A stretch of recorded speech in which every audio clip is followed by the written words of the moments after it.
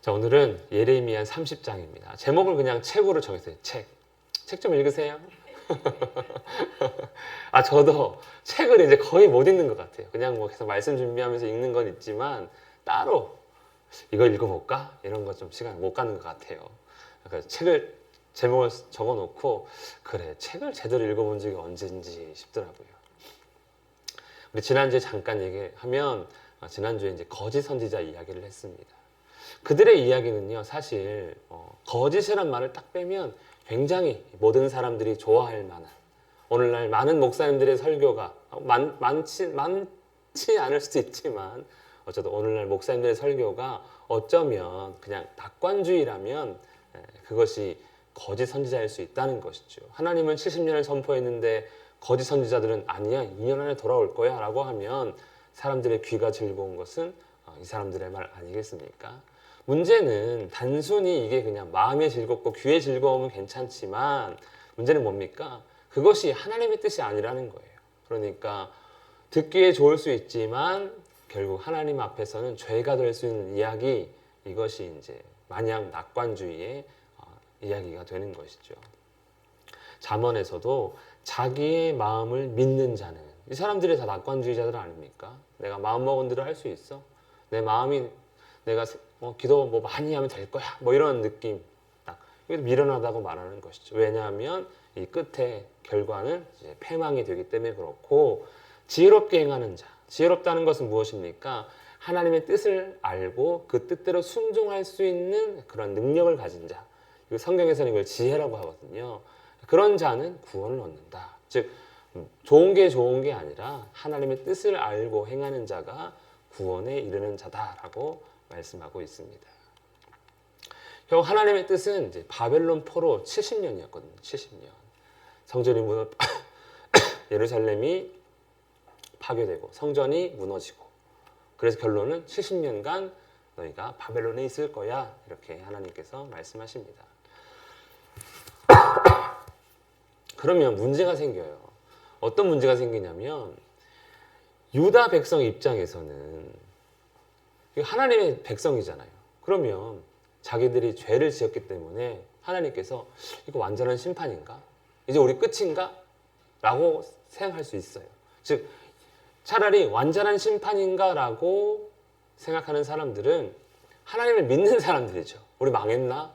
우리 그렇게 죄 짓더니 결국 하나님께 버림받은 건가? 생각할 수 있고요. 또 그냥 마냥 하나님이 최고의 신으로 알았던 사람들은 뭐야? 바벨론의 신이 최고인가? 하나님이 지신 건가? 패배인가? 전지전능한 그분이 사실은 그렇지 않았다는 것인가? 이런 생각을 할 수 있고요. 또 반대로 하나님께서 우리에게 하신 그 언약, 그것을 지키지 못하시는 분인가? 가나안 땅을 주신다 하셨는데 이 가나안 땅에서 우리가 쫓겨나다니, 포로로 잡혀가다니 언약은 거짓인가? 뭐 이런 질문을 할 수 있지 않겠습니까? 초신자 같은 경우도 교회 예수 믿으면 복 받습니다 하고 왔는데 복 안 받는 것 같으면 뭐야, 속았잖아, 뭐 이런 거 있잖아요. 그런 마음을 가질 수가 있다는 거예요. 결국 이 70년이라는 것이 그냥 일반적으로 생각한다면 하나님에 대한 불신 혹은 하나님에 대한 실망이 될 수 있다는 것이죠. 우리가 오랜 시간 동안 하나님을 믿었다고 하는데 인생 끝부분에 우리의 삶이 점점 피폐해지고 망가지고 뭔가 나는 멸망으로 가는 것 같다면 하나님에 대한 불신, 실망 생기지 않겠습니까? 그래서 그런지 하나님은 이제 오늘 말씀을 통해서 이러한 불신이나 실망에 대한 답을 주시고자 하는 것 같아요. 하나님께서 예레미야에게 말씀하십니다.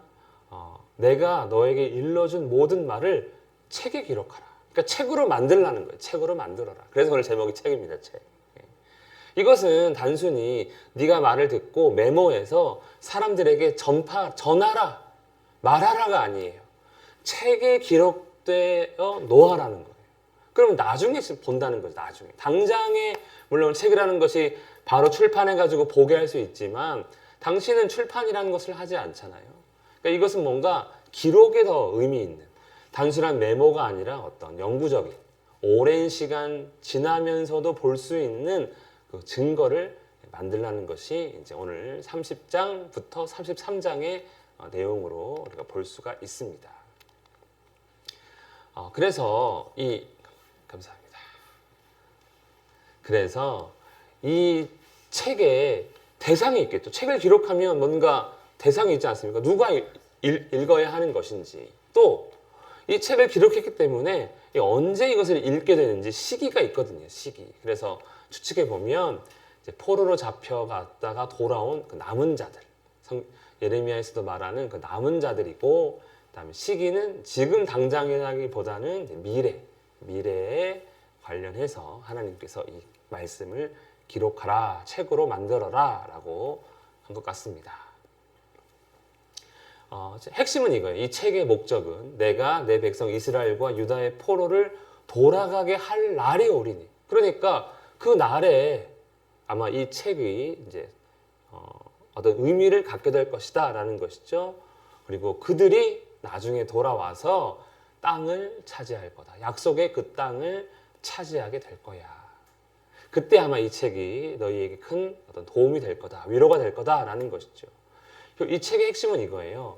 회복의 약속의 증거. 그러니까 돌아가서 우리가 땅을 얻게 할 때거든요. 그러니까 하나의 증거가 되고요. 또 땅을 다시 돌려주잖아요. 땅을 잃고 포로로 잡혀간 그 실망한 사람들에게 아니야, 언약은 파기되지 않았어. 다만 하나님 계획 안에서 이렇게 될 뿐이야 라고 하는 어떤 약속을 다시 한번 상기시키는 것, 그런 것을 위한 책이 바로 예레미야에게 말씀한 이 책이 되는 것이죠. 그래서 성경의 내용으로는 30장부터 33장에 이르는 내용입니다. 하나님께서 유다에 하신 말씀이 이러하다. 이미 이제 과거에 대한 내용이라는 것이죠. 과거. 그러니까 미래에 돌아온 사람들 혹은 포로지에서 이 책을 읽는다면 이제 과거 이야기, 유다에 대한 하나님의 계획이 있었다는 거예요. 그게 뭐냐면 이제 우리가 무서워 떠는 자의 소리를 들으니 두려움이요 평안함이 아니로다. 환난의 때가 있다는 거죠. 환난의 때. 이 환난이 얼마나 심각하냐면 해산하는 남자. 여러분 해산하는 남자 본 적 있습니까? 남자가 아이를 낳지 않죠. 그러니까 그런 사람 없는데 얼마나 이 고통스러운 상태냐면 남자가 꼭 해산하는 것 같다는 거예요. 여자가 당하는 그 해산의 그 고통, 저는 모르지만 고통을 많이 느끼셨죠? 그 고통을 남자도 당한다는 거예요. 남자도 당하는 것처럼 아주 끔찍한 환난의 날이라는 거예요. 어찌하여 모든 남자가 해산하는 여자같이 손을 허리에 대고 모든 얼굴이 겁에 질려 새파래졌느냐. 엄청난 그 환난. 어떻게 표현할 수 없는 그 환난이 이제 일어났다라는 것이죠. 유다에. 그것이 무엇입니까?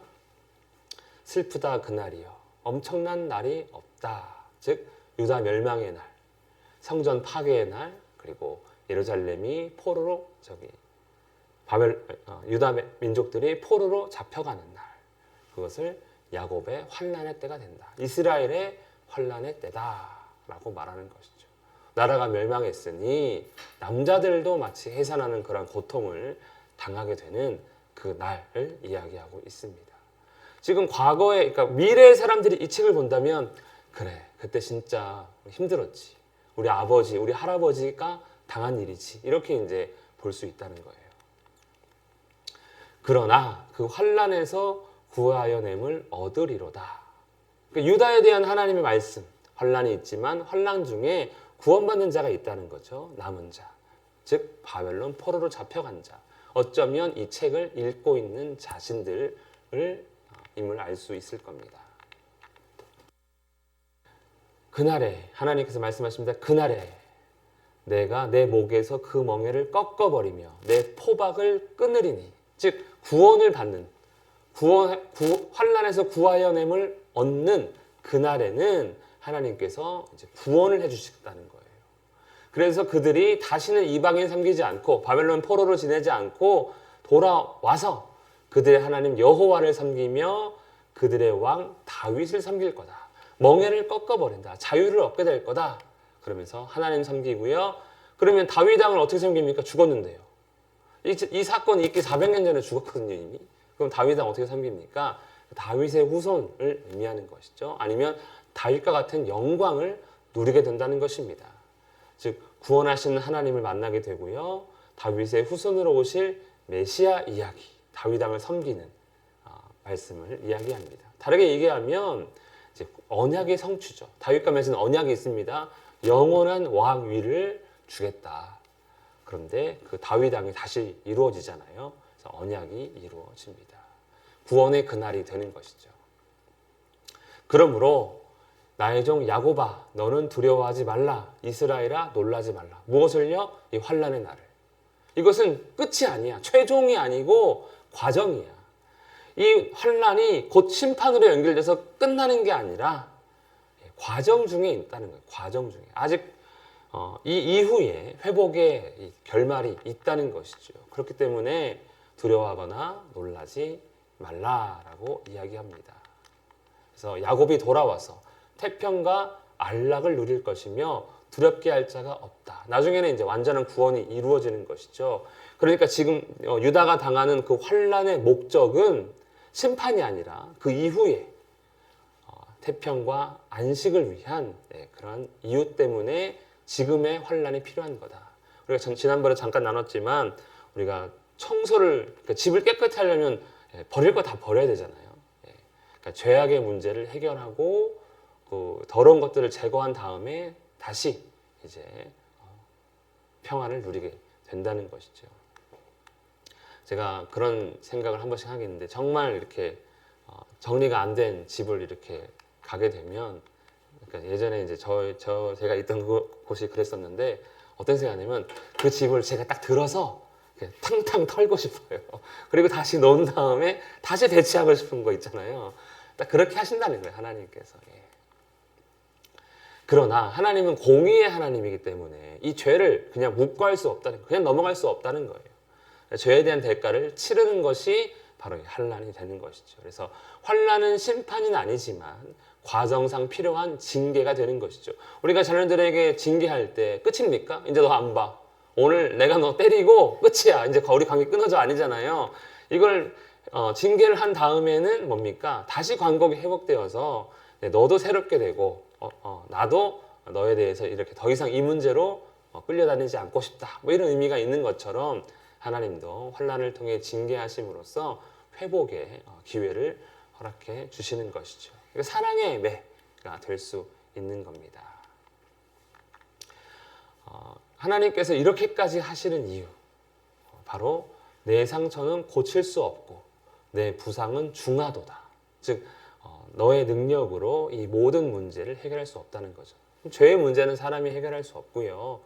바벨론의 어떤 지배라든가 여러 가지 모든 환경 가운데 그 모든 문제도 역시 해결할 수 없는 상태라는 거죠. 사실 그것이 우리의 현실 아닙니까? 아무리 돈이 많아도 힘이 세도 뭐 인기가 좋아도 해결할 수 없는 문제들이 많죠. 지금 지금 전쟁도 사실 트럼프 생각은 금방 될 줄 알았겠죠. 베네수엘라처럼 금방 되겠지 하고 들어갔을 것 같아요. 하지만 마음대로 안 되잖아요. 다 그런 거 아닙니까? 인생이란 것이. 치명적인 상처를 가지고 있는 유다. 회복될 수 없는 거예요. 곧 이제 죽기만 바랄 뿐인 것이죠. 이것이 바로 하나님의 진단입니다. 내 부상은 중하고, 그렇죠? 송사를 처리할 재판관이 없고, 누구 하나 이스라엘의 어떤 잘잘못을 가르를 사람 없고, 유다의 상처에 약도 없다. 이렇게 하면서 하나님의 진단은 끝, 너희는 끝났어가 되는 거죠. 그래서 한마디로 죄인이다, 죄인. 너희는 죄인이다. 그러니까 죄인인 모든 사람들, 유다뿐만 아니라 사실 모든 사람들은 치명적인 상태, 회복할 수 없는 상태, 목숨만 붙어 있는 상태가 되는 것이죠. 너를 사랑하던 자가 다 너를 잊고 찾지 않는다. 사실 너를 사랑하던 자라고 말하지만 유다가 사랑하던 자가 될 수도 있어요. 그런데 막상 이 상황이 되면 이제 모른 척 하는 거죠. 버리는 거죠. 누가 진짜 친구입니까? 내가 힘들 때 나를 도와주는 사람이 정말 친구잖아요. 근데 막상 내가 어려워지면 알던 사람도 연락을 끊습니다. 하지 않게 되는 거예요. 왜? 혹시 말릴까봐, 혹시 자기가 피해를 입을까봐. 그런데 유다가 지금 굉장히 어려운 처지에 놓였죠. 환난을 당하게 되었습니다. 그런데 아무도 그를 아는 척하지 않고 다 유다를 고립시키고 있죠. 버림받은 죄인의 이야기. 그러니까 죄인이 사실 다 버림받아요. 알다가도 그가 감옥에 가면 아마 우리는 그를 아는 척하지 않을 겁니다. 그리고 믿었던 세상의 헛됨을 이제 알게 되는 거죠. 아, 내가 그렇게 잘해주고 때 되면 생일 선물 챙겨주고 했는데 나를 돕지 않는구나. 헛된 믿음이었구나. 깨닫게 되겠죠. 그래서 이것이 이제 아주 잔인한 징계라는 거예요. 징계. 하지만 이러한 징계를 통해서 깨닫게 되죠. 아, 세상에 믿을 놈 하나 없구나. 하나님만 믿어야 되는구나. 아무리 재물이 많아도 헛된 거구나. 이런 여러 가지 헛됨을 깨달으면서 참된 게 무엇인지를 알아가게 되겠죠. 그런데 하나님께서는 이러한 세상의 것들을 이제 제거하는 거죠. 유다가 의지하는 것들을 이렇게 하나씩 그 실체를 알게 하시고 제거를 하는 겁니다. 제거. 암세포를 제거하듯 그 염증 부위를 제거하듯 제거를 하는 것이죠. 누가요? 하나님께서 이런 방식으로 제거합니다. 살을 도려내는 거 잔인해 보이죠. 하지만 도려내야지만이 살아남을 수 있는 것이죠. 이 고칠 수 없는 상처를 고칠 수 있는 유일한 의사는 이제 하나님이 되시는 것입니다. 너는 어찌하여 내 상처 때문에 부르짖느냐. 우리 아프면 이 상처 때문에 부르짖습니다. 아, 아파요. 호해해 주세요 하죠. 근데 실장 원인은 뭐였어요? 나중에 알고 보니까 바이러스였어요. 여기에 연고를 바르면 안 되고 항생제를 먹어야 되는 거였죠. 마찬가지로 유다도요, 자신이 지금 멸망당한 상황, 어려운 상황에서만 부르짖는 거예요. 그런데 하나님께서 원하시는 것은 내가 왜 이렇게 되었지라고 깨닫기를 원하시는 거예요. 아, 내가 죄 때문에 이렇게 된 거구나. 내가 군대가 약해서 돈이 없어서가 아니라 현실의 어려움이 아니라 내 죄 때문에 그렇게 된 거구나 라는 것을 좀 알기를 원하시는 것이죠. 너는 어째서 이것 때문에 부르짖느냐. 진짜 문제는 네 죄야. 그걸 알아야지. 이렇게 이야기하고 있습니다. 그래서 유다가 어려움을 당하고 멸망당하고 성전 파괴되고 포로로 잡혀가는 그런 환난의 때를 당하게 되었구나 라는 것을 이제 기록을 하는 것이죠. 그러므로 이제 구원의 때에 대한 이야기로 넘어갑니다. 너를 먹는 모든 자는 잡아먹힐 것이며, 그러니까 너 괴롭힌 자 나중에 괴롭을 당하게 될 것이고, 너를 사로잡은 자는 사로잡혀 가게 될 것이고, 바벨론은 나중에 이제 페르시아에게 멸망을 당하지 않습니까? 너에게 노력한 모든 자는 또 노략물이 될 거야 하면서 또 페르시아에게 또 빼앗깁니다. 대적에 대한 복수를 이제 하나님께서 하신 것을 깨닫게 되겠죠. 아, 바벨론이 멸망하고 페르시아가 들어와서 고레시 때 돌아왔는데 그거 하나님이 하신 거구나. 이 책에 보면 미리 기록됐잖아요. 그 일이 일어나서 얼른 기록한 게 아니라, 꾸며낸 게 아니라 미리 하나님께서 예레미야에게 기록을 남기게 하셨죠. 그리고 이제 이어서 그러므로 또 시온을 찾는 자가 없은즉 내가 너의 상처로부터 새살이 돋아나게 하여 너를 고쳐줄 거야. 즉 포로에서 돌아와서 나라를 재건하는 그런 과정을 하나님께서 허락해 주신다는 것이죠. 밑둥이 잘려가지고 더 이상 새싹이 돋아나지 않는 그러한 상태처럼 보이지만 하나님께서 이 고칠 수 없는 상처를 치유하시고 다시 새살이 차도록 해 주신다는 의미입니다. 그러니까 대적들에 대한 심판, 그리고 우리 유다의 자기 백성에 대한 치유를 해 주실 거다라는 그 과정 안에 우리가 들어있구나라는 것을 알게 하는 것이죠. 그래서 보라, 내가 야곱의 장막으로 돌아오게 할 거다. 돌아오게 하겠다. 그러니까 돌아온 자들이 이걸 보면 이건 하나님께서 우리를 돌아오게 하신 건가? 하나님을 의심했던 우리의 모든 의심들이 사실은 죄가 되겠구나. 이렇게 깨닫게 되겠죠. 그냥 단순히 돌아오는 게 아닙니다. 거처들의 사랑을 베풀고 성읍들은 다시 건축되고 이 보루는 이제 파수꾼이 망을 본다든가 전쟁을 대비할 수 있는 상태거든요. 그러니까 단순히 돌아와서 사는 정도가 아니라 이제 이방 나라를 향해서 전쟁에 대비할 수 있을 정도의 그런 국가 회복, 싸울 수 있는 능력의 회복을 의미합니다. 그러니까 단순히 돌아오는 게 아니라 이제 완전한 회복. 얼마나 완전히 회복되냐면 감사하는 소리가 나오고 즐거워하는 자들의 소리가 나오리라. 이 정도로 이제 회복이 될 거라는 것이죠. 포로에서 돌아온 사람들 입장에서 본다면 이것은 소망이 됩니다. 우리가 돌아와서 지금은 폐허가 되어 있는 예루살렘을 보고 있지만 이 예레미야의 이 말씀들을 읽어본다면 그 70년의 모든 과정이 하나님의 계획대로 이루어진 것이고 우리가 그 계획 안에서 돌아와서 절망적인 상황이 있을 때 이 책을 본다면 신실하신 하나님께서 그 계획대로 지금까지 이루셨음을 확인했다면 이제 우리가 또 곧 이렇게 감사와 기쁨 넘치는 그 날을 맞이할 수 있겠구나라고 하는 어떤 기쁨의 소망을 갖게 되는 것이죠. 번성하게 되고 다시 존귀하게 되겠구나. 다윗의 때처럼 그 영광스러운 삶을 보게 되겠구나라고 하며 아마 소망을 갖게 될 것입니다. 그래서 그 자손은 예전과 같겠고 다윗의 때를 의미합니다. 영광스러운 그 때가 되는 것이죠. 모든 이방인들이 자기들 이스라엘에 엎드리던 그 나라, 다윗이 나가기만 하면 영광의 귀환을 하던 그러한 때를 의미합니다. 그리고 이제 그 영도자는 그들 중에서 나올 것이요 통치자도 그들 중에서 나오리라. 왕이죠, 왕. 그리고 그를 가까이 오게 하리니 그가 내게 가까이 오리라.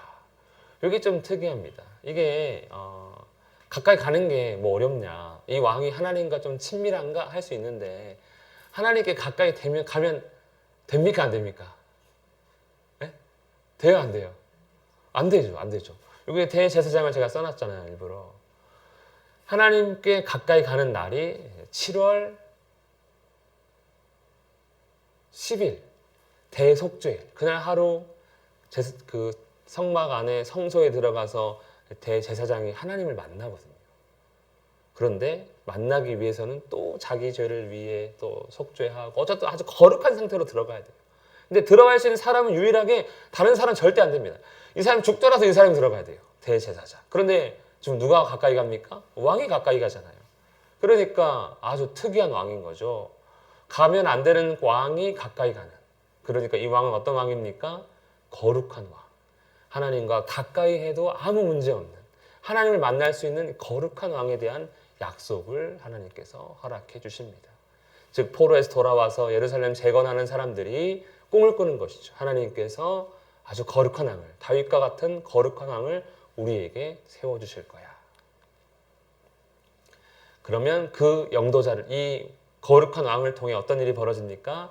너희는 내 백성이 되겠고 나는 너희들의 하나님이 되리라 라고 하며 그 아브라함과 다윗과 맺은 모든 언약이 성취가 되고 구원이 완성되는 것을 지금 기록할 것을 이야기하고 있습니다.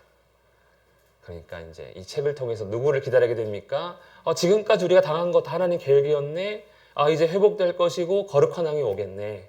우리는 구원을 얻겠네. 영광의 때를 누리겠네. 라고 하는 소망을 갖게 되는 것이죠.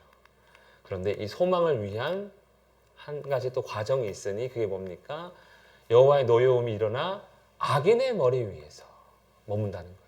즉 구원을 위해서는 뭘 심판해야 됩니까? 악을 심판해야 되거든요. 그래서 하나님께서 결국에 그냥 구원이 아니라 악을 심판하는 것을 통한 구원을 이야기하면서 이제 30장은 끝이 나게 됩니다. 자, 너희가 끝날에 그것을 깨달으리라. 모든 심판의 어떤 환난들, 자신의 구원과 악인의 어떤 심판, 이 모든 것들을 하나님이 하셨구나 깨닫는다는 것이죠. 우리가 지금 당장 하나님이 하고 계시구나 이렇게 깨닫지 않잖아요. 보통은 이제 살아가면서 뭐 어떻게 하겠네, 하나님 너무 하시나다가 그거 한 1년, 2년 지나서 좀 뭔가 회복되었을 때 돌이켜보면 내 변화, 그리고 그 안에서 내가 변화된 것들, 하나님에서 찾게 된 것들, 이걸 통해서 하나님께서 그때 내가 하나님을 뭐 어떻게 해서 하나님이 날 미워하고 이게 아니라 그 과정을 통해 또 하나님이 나를 새롭게 하셨구나 라는 것을 깨닫고 그제 비로소 감사하잖아요. 그런 것이죠. 뭘 깨닫습니까? 하나님 섭리의 놀라움. 우리가 환난 당한 그때 그 조상들의 어떤 고통들, 또 우리의 포로에서의 어떤 변화들, 이런 것들 다 하나님의 섭리였구나. 환난과 회복, 심판과 구원이 그냥 무가치한 것들이 아니라 우리를 위한 하나님의 계획이었구나라는 것을 이제 깨닫게 된다는 것이죠. 그래서 하나님은 이제 깨달음을 위한 책을 예레미야에게 이제 미리 기록하게 하심으로써, 사후 기록하면 이거는 사기꾼이잖아요. 사기꾼. 이미 사전에 이러한 것들을 기록하게 하심으로써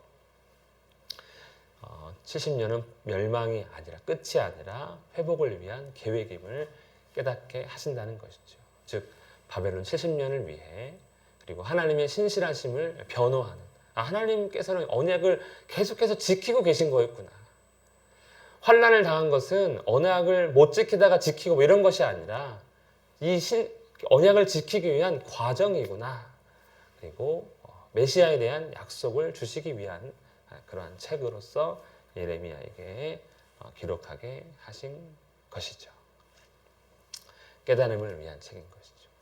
환난인 줄 알았는데 그것이 우리의 변화를 위한, 새롭게 되기 위한 일종의 수술이었고, 치료를 위한 수술이었고, 또 회복된 자가 이제 건강하게 살겠죠? 선생님 하면 이제 밥도 챙겨 먹고 운동도 하면 과거보다 훨씬 건강해질 겁니다. 이렇게 이제 얘기해 주는 것처럼 메시아를 통한 어떤 소망을 품게끔 이 책을 기록할 것을 이야기하고 있습니다.